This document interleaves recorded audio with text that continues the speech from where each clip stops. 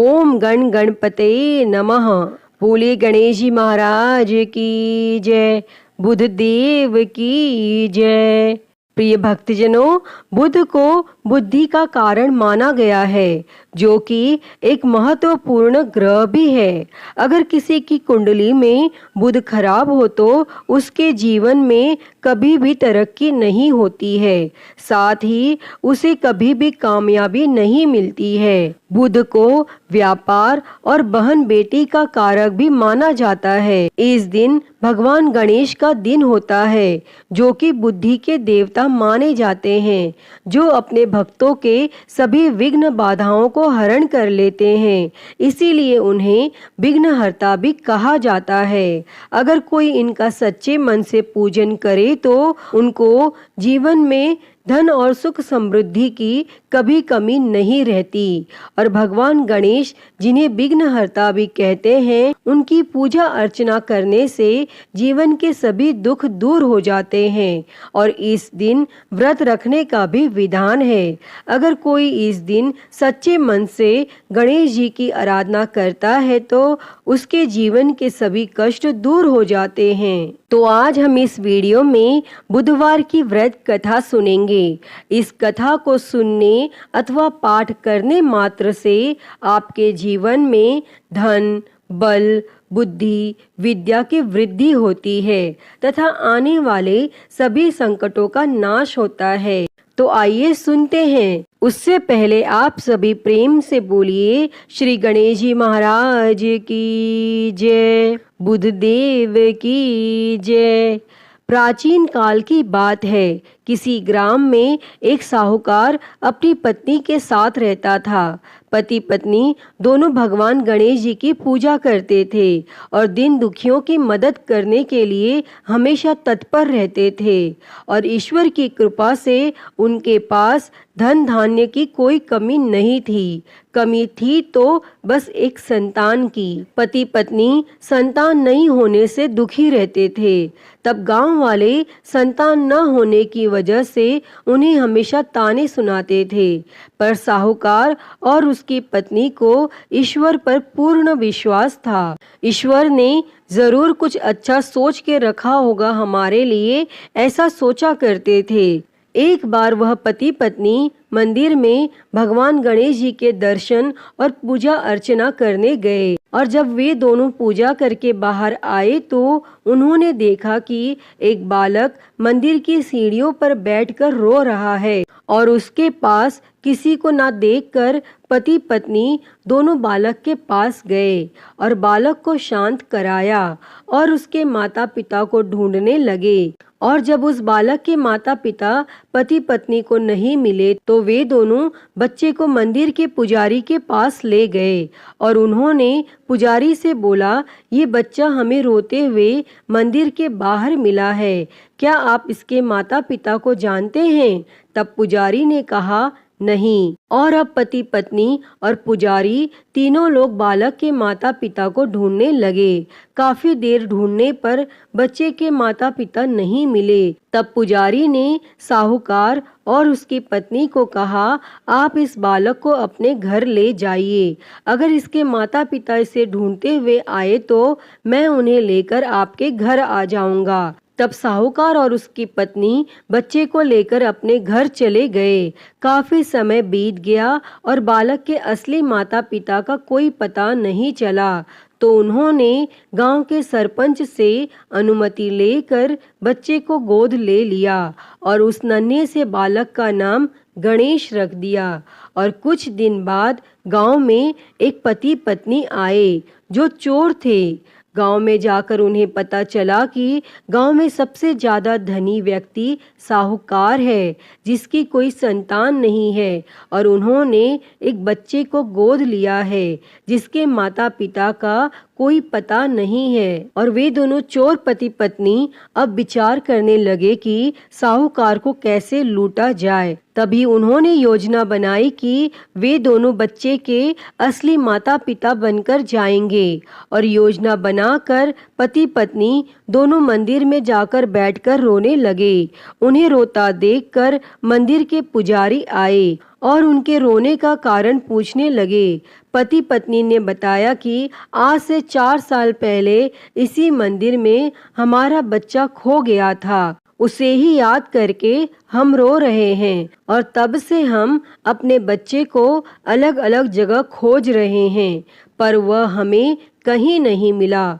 तब पुजारी ने बोला, एक बालक है जो उन्हें 4 साल पहले मंदिर की सीढ़ियों पर मिला था, शायद वह आपका ही पुत्र हो। वह बालक गांव के साहूकार के घर पर है, आप लोग मेरे साथ चलिए, मैं आपसे आपके पुत्र को मिलवाता हूँ। और इतना कहकर पुजारी उन दोनों पति पत्नी को लेकर साहूकार के घर चल दिए और वहां जाकर पुजारी ने साहूकार को बताया कि गणेश के असली माता पिता मिल गए हैं और वह गणेश को लेने आए हैं। और यह सुनते ही साहूकार और उसकी पत्नी दोनों बहुत दुखी हुए, लेकिन वे दोनों गणेश को उसके असली माता पिता को सौंपने के लिए तैयार हो गए। और शाम का वक्त था। साहूकार ने उन दोनों पति पत्नी से बोला, आप लोग आज विश्राम करें और कल प्रातः काल होते ही निकल जाइएगा।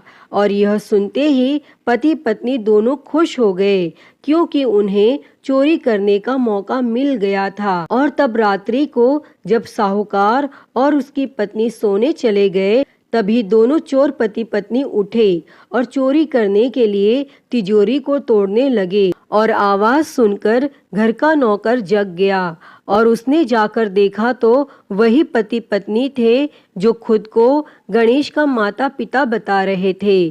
तब नौकर ने कमरे का दरवाजा बाहर से बंद कर दिया और तेजी से मालिक को बुलाने लगा।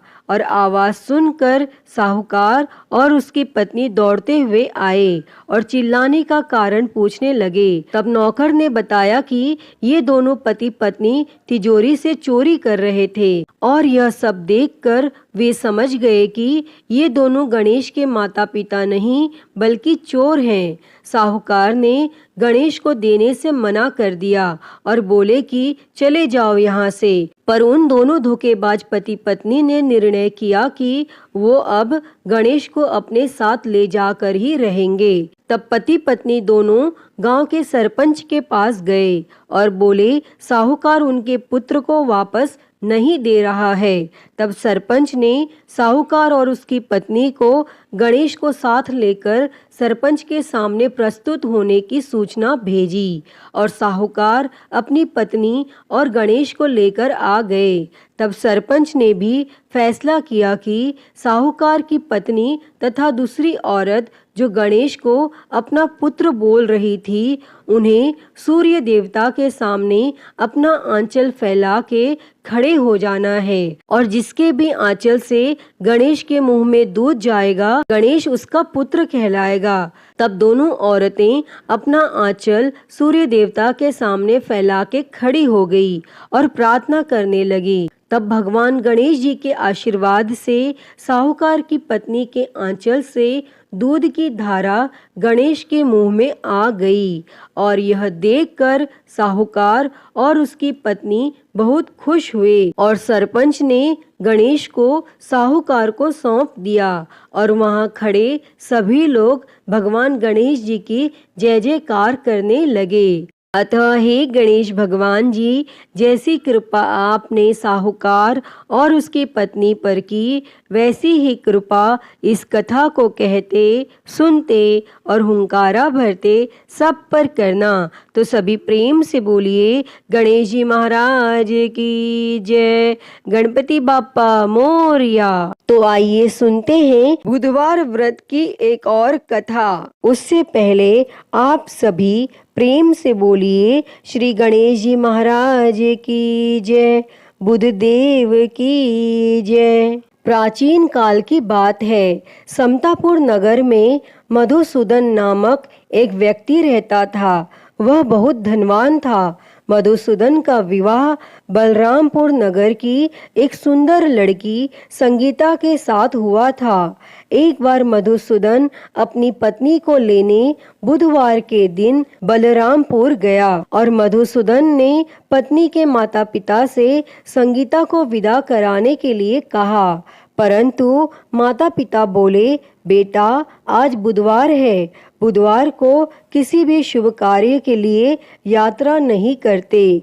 लेकिन मधुसूदन नहीं माना और उसने ऐसे शुभ अशुभ की बातों को न मानने की बात कही। तब संगीता के माता पिता ने मजबूरी में अपनी बेटी की विदाई की और दोनों ने बैलगाड़ी से यात्रा प्रारंभ की और 2 कोस की यात्रा के बाद उसकी गाड़ी का एक पहिया टूट गया और वहां से दोनों ने पैदल की यात्रा शुरू की। तब रास्ते में संगीता को प्यास लगी और मधुसूदन उसे एक पेड़ के नीचे बैठाकर जल लेने चला गया और थोड़ी देर बाद जब मधुसूदन कहीं से जल लेकर वापस आया तो वह बुरी तरह हैरान हो उठा, क्योंकि उसकी पत्नी के पास उसकी ही शक्ल सूरत का एक दूसरा व्यक्ति बैठा था और संगीता भी मधुसूदन को देखकर हैरान रह गई और वह दोनों में कोई अंतर नहीं कर पाई। तब मधुसूदन ने उस व्यक्ति से पूछा, तुम कौन हो और मेरी पत्नी के पास क्यों बैठे हो? और मधुसूदन की बात सुनकर उस व्यक्ति ने कहा, अरे भाई, यह मेरी पत्नी संगीता है। मैं अपनी पत्नी को ससुराल से विदा करा कर लाया हूँ, लेकिन तुम कौन हो जो मुझसे ऐसा प्रश्न कर रहे हो? और यह सुन मधुसूदन ने कहा, तुम जरूर कोई चोर या ठग हो। यह मेरी पत्नी संगीता है, मैं इसे पेड़ के नीचे बैठाकर जल लेने गया था। तब इस पर उस व्यक्ति ने कहा, अरे भाई, झूठ तो तुम बोल रहे हो। संगीता को प्यास लगने पर जल लेने तो मैं गया था। मैंने तो जल लाकर अपनी पत्नी को पिला भी दिया है। अब तुम चुपचाप यहाँ से चलते बनो, नहीं तो किसी सिपाही को बुलाकर तुम्हें पकड़वा दूंगा। और इस तरह दोनों एक दूसरे से लड़ने लगे और उन्हें लड़ते देख बहुत से लोग वहां एकत्र हो गए और नगर के कुछ सिपाही भी वहां आ गए और सिपाही उन दोनों को पकड़कर राजा के पास ले गए। और सारी कहानी सुनकर राजा भी कोई निर्णय नहीं कर पाया और संगीता भी उन दोनों में से अपने वास्तविक पति को नहीं पहचान पा रही थी और राजा ने दोनों को कारागार में डाल देने के लिए कहा। तब राजा के फैसले पर असली मधुसूदन भयभीत हो उठा। तभी आकाशवाणी हुई, मधुसूदन, तूने संगीता के माता पिता की बात नहीं मानी और बुधवार के दिन अपने ससुराल से प्रस्थान किया और यह सब भगवान बुद्धदेव के प्रकोप से हो रहा है।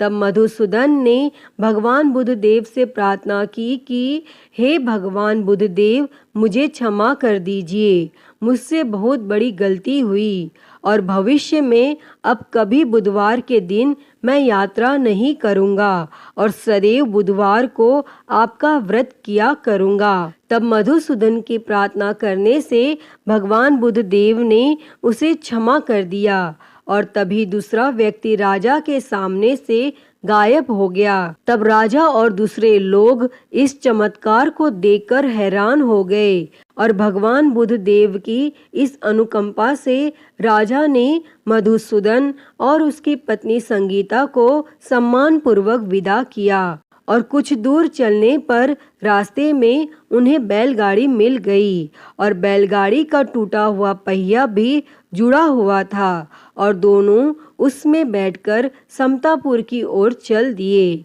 तब मधुसूदन और उसकी पत्नी संगीता दोनों बुधवार को व्रत करते हुए आनंद पूर्वक जीवन यापन करने लगे और इस तरह भगवान बुद्धदेव की कृपा से उनके यहाँ खुशियाँ बरसने लगी और जो भी स्त्री पुरुष विधिवत बुधवार का व्रत करके व्रत कथा सुनते हैं, भगवान बुद्धदेव उनके सभी कष्ट दूर करते हैं। अतः हे भगवान बुद्धदेव जी, इस कथा को कहते, सुनते और हुंकारा भरते सब पर अपनी कृपा बनाए रखना, सभी के कष्टों को दूर करना। तो सभी प्रेम से बोलिए भगवान बुद्धदेव की जय, गणेश जी महाराज की जय, गणपति बाप्पा मोरया। प्रिय भक्तजनों, तो मैं उम्मीद करती हूँ कि आपको आज की यह कथा पसंद आई होगी, और अगर वीडियो अच्छी लगी हो तो इसे लाइक करें, ज़्यादा से ज़्यादा शेयर करें और कमेंट में गणेश जी महाराज की जय लिखना ना भूलें। और महाकाल भक्ति ज्ञान चैनल को सब्सक्राइब कर नोटिफिकेशन बेल को ज़रूर ऑन कर लें। हर हर महादेव। धन्यवाद।